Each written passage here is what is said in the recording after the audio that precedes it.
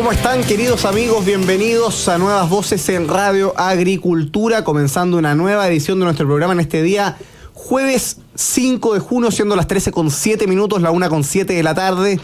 Como ustedes, creo que les habíamos anunciado, queridos amigos, pero como cada jueves tenemos jueves de historia y conversamos de literatura, de historia, de cultura con el profesor San Francisco. Alejandro San Francisco en este minuto se encuentra en el extranjero participando en un seminario en la ciudad de París, si no me equivoco, un seminario de historia, y tenemos un invitado especial de un tema que algo tocamos hace alguna semana, yo diría ya casi 2 meses, si no me equivoco fue el 13 de abril, cuando murió Mario Vargas Llosa. Está con nosotros Pedro Cateriano, que no solo fue amigo de Mario Vargas Llosa, sino que es autor del libro Mario Vargas Llosa, su otra gran pasión, su biografía política, que lo muestro en pantalla, su otra gran pasión, digamos, porque la primera sería la literatura, ¿no? Y cuenta la biografía política de Vargas Llosa, que fue un hombre muy activo, lo comentamos en el plano de la intelectualidad pública, en el plano de la política electoral también en Perú.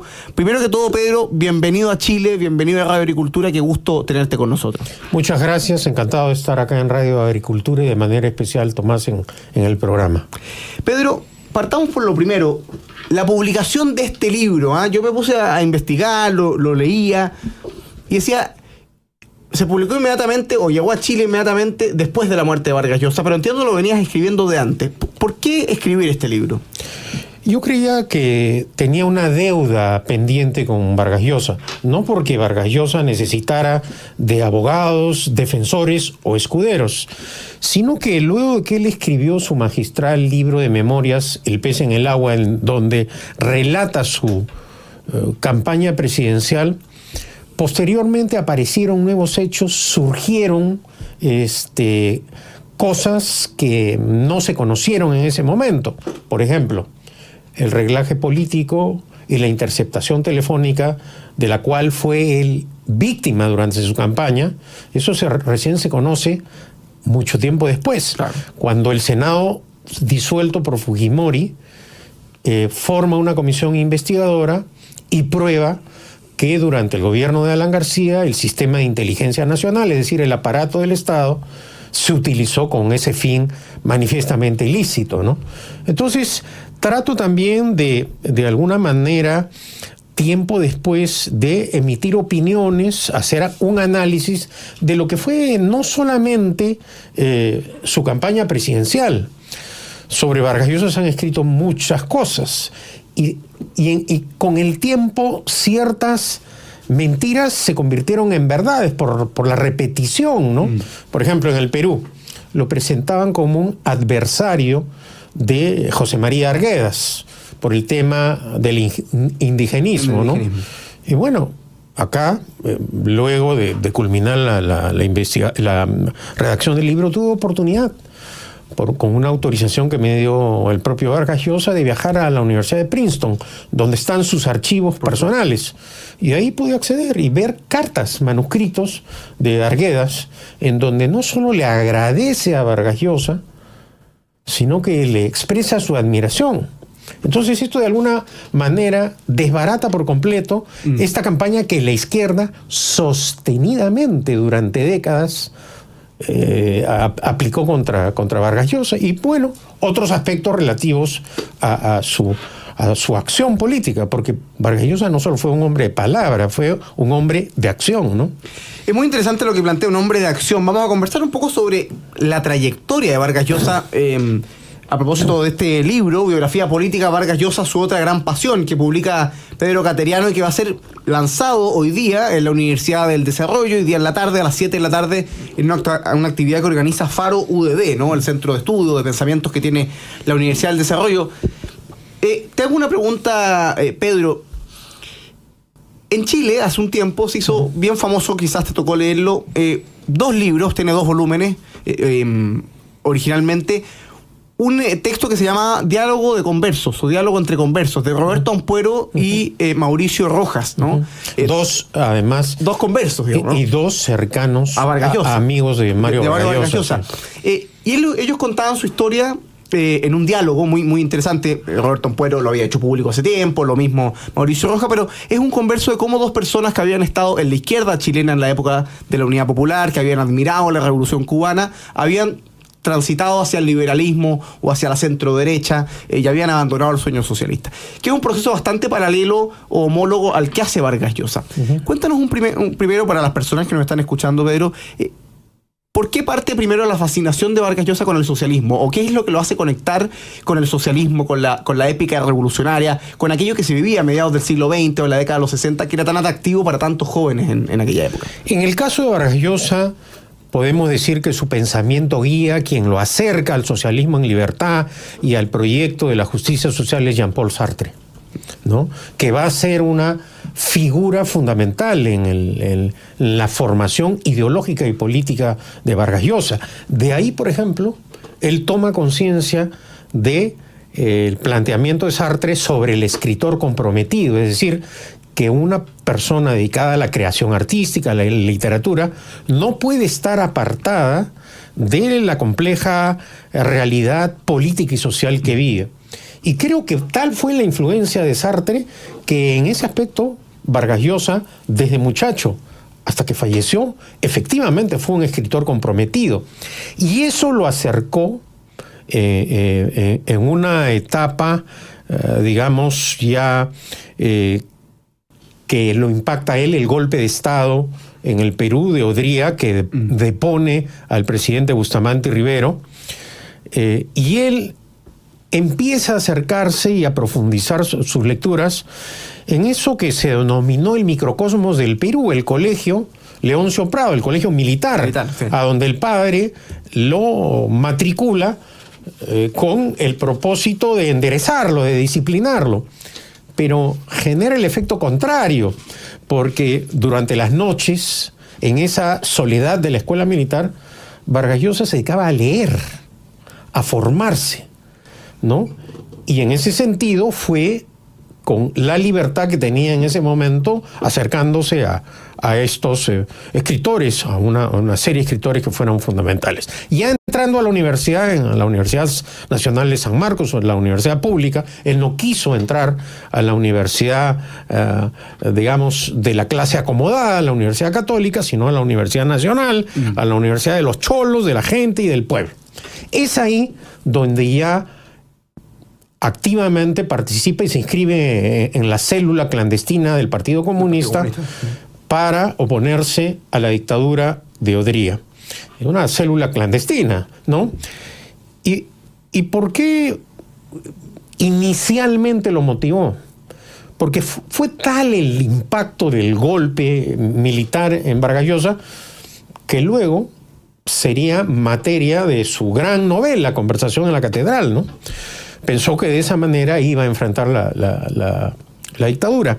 Pero ya estando en la célula, es instruido de una forma radical, vertical, prácticamente una lavada de cerebro, instruyendo el marxismo-leninismo como doctrina política, con un totalitarismo y autoritarismo que a él no le gustaba, porque era contrario al pensamiento del socialismo en libertad inspirado en Sartre, con libertad artística, libertad de pensamiento, y en esa estructura totalitaria eso no era posible.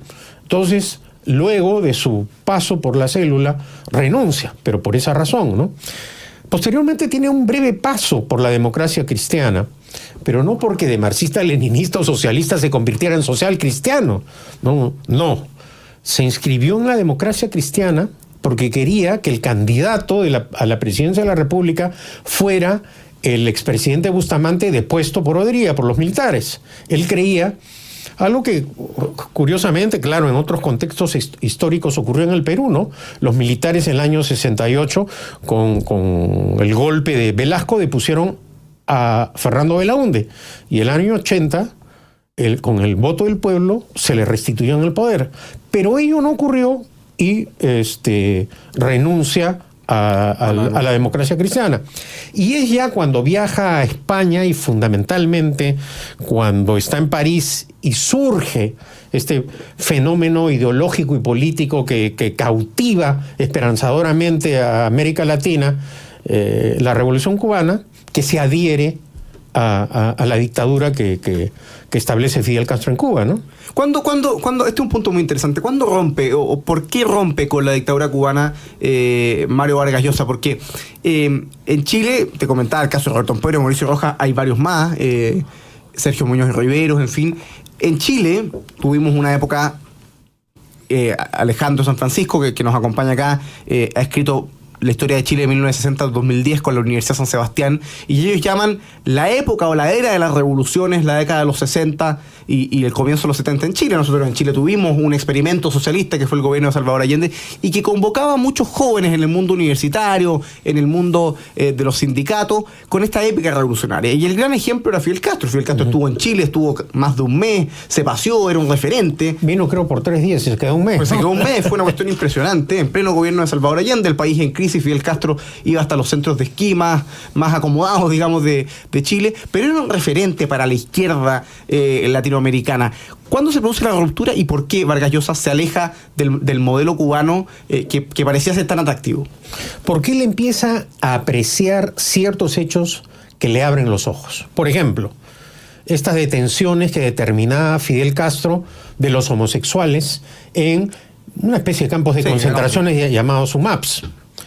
Luego, él viaja a la Unión Soviética y no solo tiene problemas con la censura de sus libros, sino que aprecia cómo la dictadura soviética persigue a los escritores. Es decir, iba en contra de lo que él consideraba era necesaria para la creación, la libertad. Pero ocurre un hecho que lo lleva a discrepar por primera vez y públicamente con Fidel Castro. Es la invasión de la Unión Soviética a Checoslovaquia. Él publica un famoso artículo, El socialismo y los tanques, en donde condena esa opresión salvaje del comunismo soviético a Checoslovaquia, en donde además él consideraba que verdaderamente sí se estaba impulsando el socialismo en libertad. Este va a ser además un acto en el cual ya se estaba construyendo el culto a la personalidad de Fidel Castro. O sea que discrepar con el semidios ya de ese momento era un acto de desafío desde el punto de vista político. Pero Vargas Llosa tiene la honestidad intelectual de denunciar esa bestialidad, porque hay que decirlo, ¿no? Ahora, luego ocurren otros hechos, ¿no? Ya el crecimiento de la fama de Vargas Llosa no solo fue en el ámbito literario, ya su fama tiene un crecimiento desde el punto de vista mediático exponencial y se convierte en una figura. Y obtiene el premio Rómulo Gallegos, un premio importante, y en esa época más todavía. Y bueno, cuando obtiene el premio, se le sugiere en privado que dijera que este premio lo iba a donar a la causa de la Revolución Cubana, pero que no se preocupara porque por lo bajo se lo iban a devolver. Entonces, claro, él se preguntó, ¿estos son los hombres que van a llevar adelante la justicia social, que van a establecer la justicia social en América Latina? Y eso le causó también, lo remeció, esta práctica pues ilícita, nauseabunda, ¿no? Pero finalmente el rompimiento va a venir cuando la dictadura cubana oprime a Eberto Padilla, el famoso poeta cubano, y ese va a ser el rompimiento final, ¿no? con la Revolución Cubana. Y creo que esto desde el punto de vista intelectual refleja la honestidad de Vargas Llosa, ¿no? Porque uno se pregunta, ¿por qué dos genios literarios como Vargas Llosa o Octavio Paz y otros genios literarios, entre ellos Gabriel García Márquez, no apreciaron la violación de los derechos humanos? En un contexto además en el cual no hay que olvidar el poder que tenía el establishment de la izquierda a nivel internacional a través de la Unión Soviética, academia, periodismo, es decir, o sea, se necesitaba tener arrojo y gallardía para romper. Lamentablemente García Márquez estuvo hasta el final con Fidel. Y cuando se produce ese rompimiento, y publico la carta en el libro, ¿no? Octavio Paz le escribe a Vargas Llosa y le dice que solos estamos. Precisamente porque en ese momento se inicia una campaña sostenida de demolición contra Vargas Llosa. Exactamente, ese es el término preciso, de desprestigio, que ha sido, dicho sea de paso, una táctica que la izquierda antidemocrática a lo largo del tiempo ha empleado, ¿no? Pero que de alguna manera también significó el rompimiento definitivo con esas prácticas totalitarias y condena de la violación de los derechos humanos de la dictadura cubana, pero no es que automáticamente dejó de ser un intelectual que creía en la justicia social y en el socialismo. Posteriormente viene, y lentamente, el proceso laborioso desde ese punto de vista intelectual, que es el camino que él y los pasos que él da para ya finalmente adherirse a la doctrina liberal, ¿no? Vamos a hacer, estimado Pedro, la primera pausa comercial en esta conversación aquí en Nuevas Voces de Radio Agricultura. Vamos a volver precisamente con eso.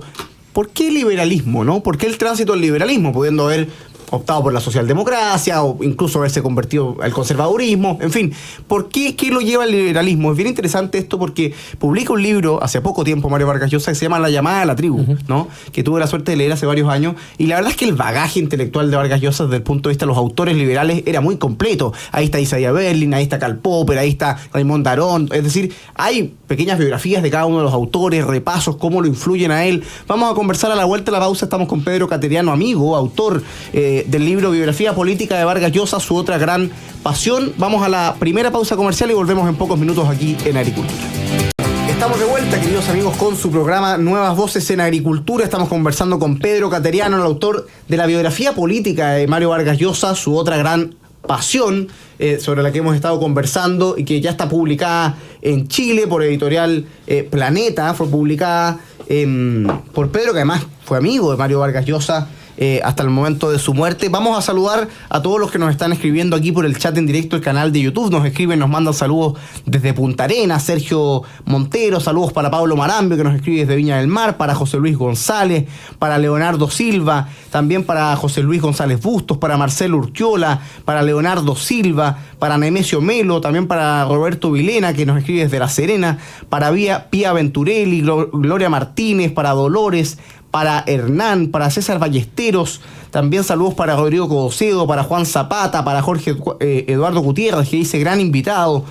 Rosa María Castillo dice: estos jóvenes son el futuro político, audaces, veraces y cultos. Saludos también para Alto Gafitería, para Ricardo Hernández, para Raúl Fajardo, que nos escucha desde Suecia y dice: excelente invitado. Saludos para Raúl y saludos para Suecia también, donde está de hecho en estos minutos Mauricio Roja en calidad de parlamentario. Nuevamente ha estado varias veces en el Congreso. Mauricio Roja, uno de los destacados conversos chilenos. Vamos a saludar a quienes hacen posible el programa, nuestros auspiciadores, y retomamos la conversación sobre el tránsito al liberalismo de Mario Vargas Llosa.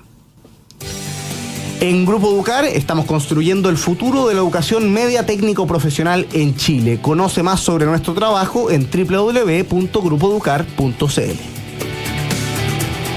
Y en Colliers Chile tenemos el lugar perfecto para tu negocio. Te ofrecemos la más amplia gama de propiedades comerciales en venta y arriendo en las zonas más destacadas del país. Contáctanos en info@colliers.cl o al 224961-500. En Colliers Chile tenemos el lugar perfecto para tu negocio. Y la Universidad San Sebastián es la primera universidad en Chile en acreditar internacionalmente en excelencia sus 4 centros de simulación por FLASIC. Y aprovecha hasta el 20% de descuento en la tasa del crédito social de Caja 18, solo hasta el 6 de junio, solo hasta mañana. Simula y solicita en www.caja18.cl. Caja 18, la mejor caja para Chile. Pedro, te preguntaba antes de irnos a la pausa, ¿por qué el tránsito hacia el liberalismo, hacia la doctrina liberal? ¿Qué es lo que lleva, qué autores, qué reflexiones llevan a Vargas Llosa al pensamiento liberal? Poco a poco él, en su condición de intelectual, se va acercando a otros autores, a otros escritores.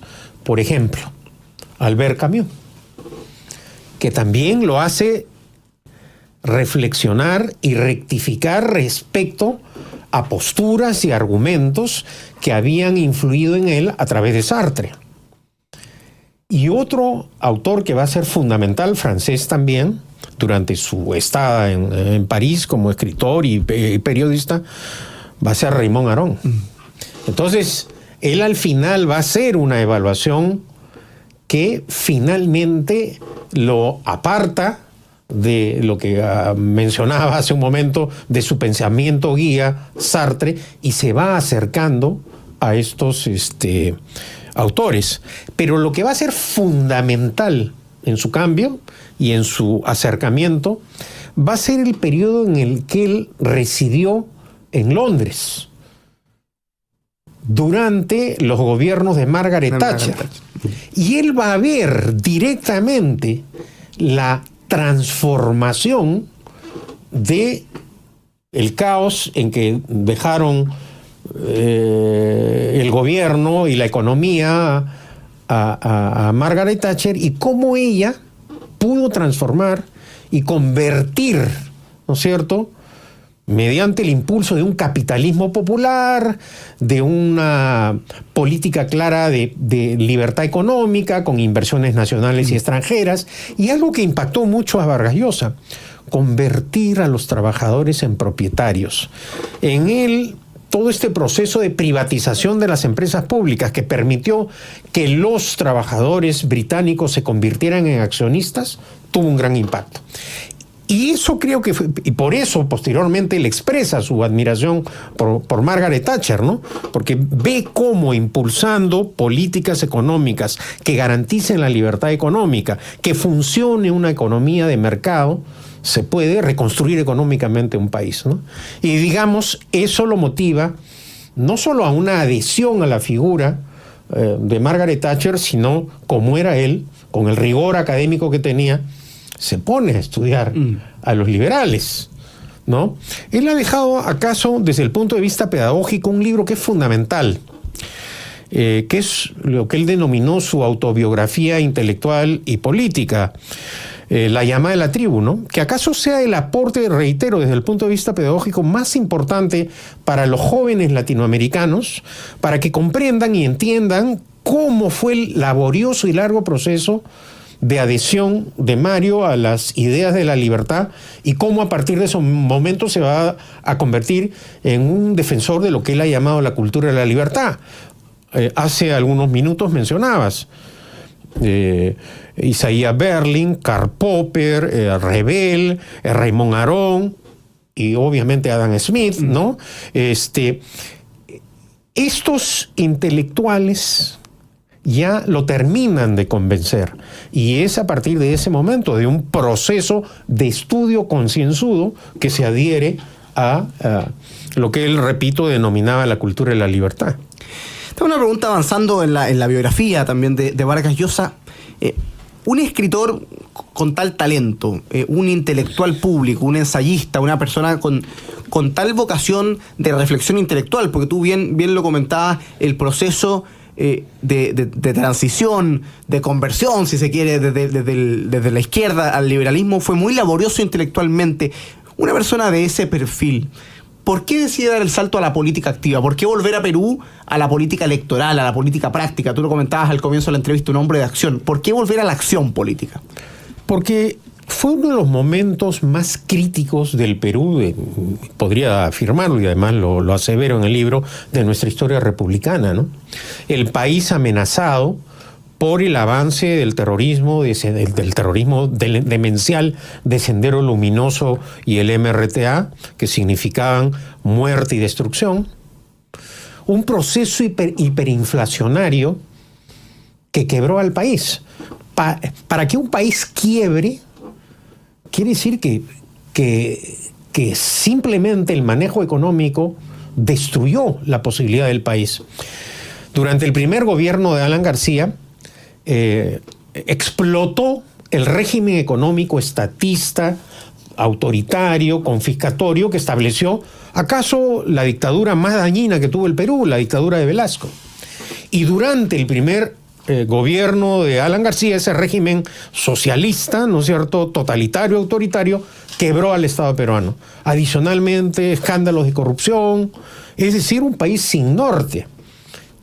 En ese contexto, Vargas Llosa demuestra su compromiso con el Perú y su civismo, ¿no? Porque él pudo desde el balcón, acaso, dar una recomendación, su propia esposa Patricia, y lo relato en el libro, el día que Vargas Llosa convoca a la ciudadanía, porque Alan García quería confiscar la banca, las compañías de seguros, las compañías financieras, por el apoyo ciudadano y por la figura que ya representaba, tiene una gran convocatoria. Se organiza un meeting en la Plaza San Martín para protestar contra esa medida. Su esposa le advierte, ¿no? Tú vas a subir a esa tribuna y ya sabes, ¿no? Y dicho sea de paso, esa anécdota me convenció para poner el título, ¿no? Vargas Llosa, su otra gran pasión. Le estaba diciendo, ya tú sabes, te dejas llevar por la pasión de la política. Y le dice además, ¿no te acuerdas cómo te han tratado cuando decidiste aceptar el difícil encargo del presidente Belaúnde para presidir la comisión investigadora de Ushurajay, que acaso fue el momento de mayor ataque político de toda la izquierda peruana e izquierda internacional contra Vargas Llosa, ¿no? Pero Vargas Llosa decidió, y repito, en uno de los momentos más críticos, más fatídicos de la historia republicana del Perú, acepta ser candidato a la presidencia, pero además con un nuevo mensaje, con un mensaje radical de cambio, de defensa de las libertades políticas, pero de la libertad económica, de la economía en mercado, de la necesidad de que un país atraiga las inversiones nacionales y extranjeras, las garantice para prosperar y demostrar que ese esquema socialista, totalitario, estatista, bueno, teníamos pues cientos de empresas públicas quebradas, que habían quebrado simplemente al país. Para que Tomás tengas una idea, los billetes pues se imprimían en Gran Bretaña y en Francia. Mientras llegaban al Perú, perdían el 40, el 30% de su valor. Ese era el proceso inflacionario que dejó la dictadura izquierdista de Velasco, y Alan García, en esa etapa estatista, populista, irresponsable, había llevado a la quiebra el país. En ese contexto él decide, con este nuevo mensaje, nunca se había escuchado hasta ese momento una defensa de las libertades económicas. Y claro,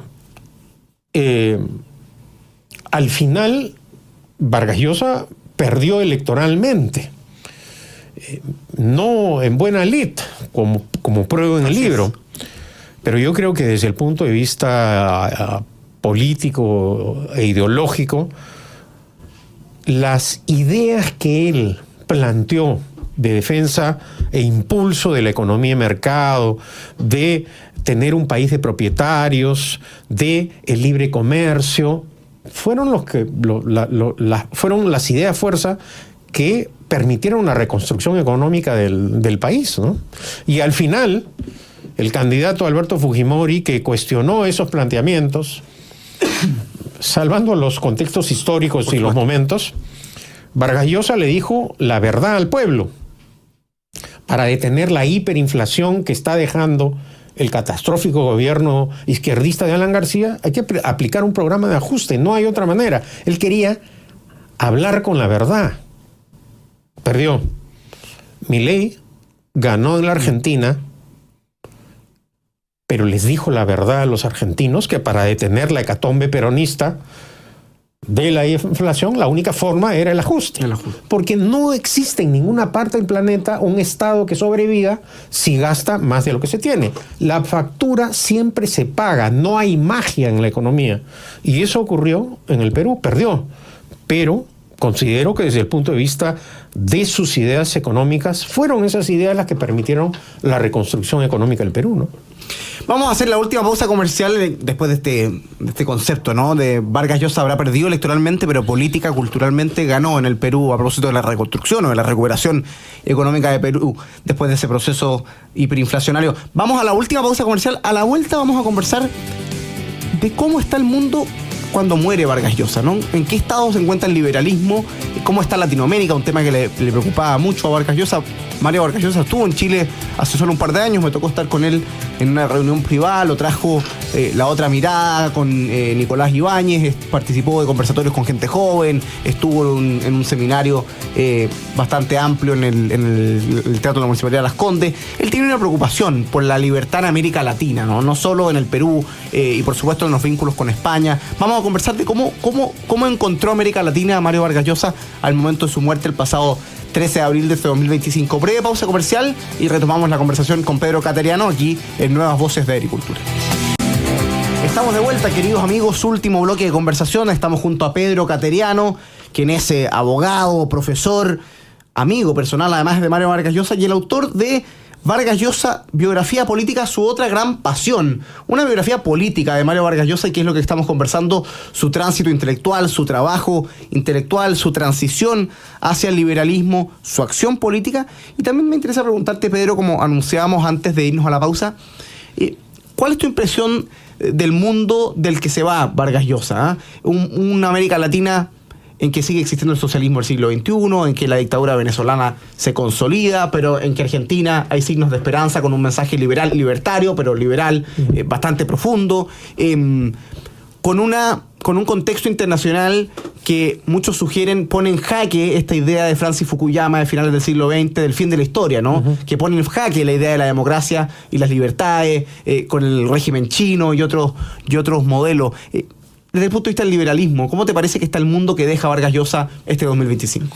Bueno, si lo comparamos con la década del 70, en donde imperaban las dictaduras en Sudamérica y en América Latina, hay un avance. Y eso lo ha señalado Vargas Llosa, ¿no? Él ha sido y si hay algo que destacar precisamente en su acción política y en su tarea, ha sido su combate a la dictadura como forma de gobierno, ¿no? Él en ese sentido ha tenido un compromiso muy claro. Por ejemplo, en pleno apogeo de la dictadura de Hugo Chávez, fue a Caracas. ¿Qué necesidad tenía ya Vargas Llosa de ir a Caracas? Bueno, a expresar su solidaridad con los sectores democráticos oprimidos por la dictadura de Chávez. Y Chávez, en ese contexto, ¿no?, con toda la maquinaria mediática insultando a Vargas Llosa, lo desafía a un debate. Y Vargas Llosa, por supuesto, porque nunca se ha corrido, hay que destacar no solo la valentía y la honestidad intelectual de Vargas Llosa, sino su gallardía en el terreno político. Le acepta el debate a Hugo Chávez, pero le dice en igualdad de condiciones. Usted habla tantos minutos, yo también.